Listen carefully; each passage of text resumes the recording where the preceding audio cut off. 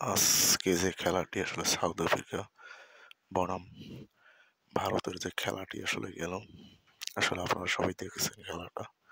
আসলে যে south Africa একটা সময় খুব পরিমাণ পরাজিত হতো, নাকে চুবানি হারতো, সেই দলটা এখন নতুন নতুন প্লেয়ার আসার পরে এখন দেখুন কি সুন্দরভাবে কামব্যাক করেছেন আমাদের ভারতের দাদারা। আজকে নাকে চুবানি খেয়ে তাদের কাছে কি লজ্জাজনকটাই না হারছেন।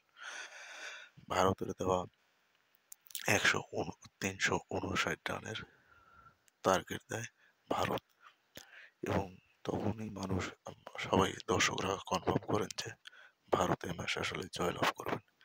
কিন্তু সেই মুহূর্তে আইরিশদের ব্যাটিং সাউথ আফ্রিকাদের ব্যাটিং তখন ভারতের বোলিংদের তুলোধুলো করে দেয়, এবং তখন ভারত যে বোলিং এর অসহায় হয়ে যায়। সেই মুহূর্তে সাউথ আফ্রিকা তখন 4 বল এবং 6 উইকেট হাতে রেখে ম্যাচটি আসলে জয়লাভ করে নেন।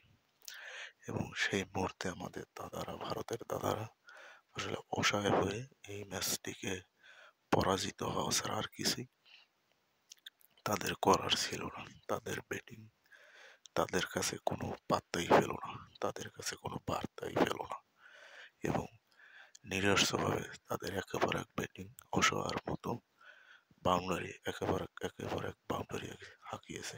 মাত্র 4 উইকেট তারা নিতে সক্ষম হয়েছে।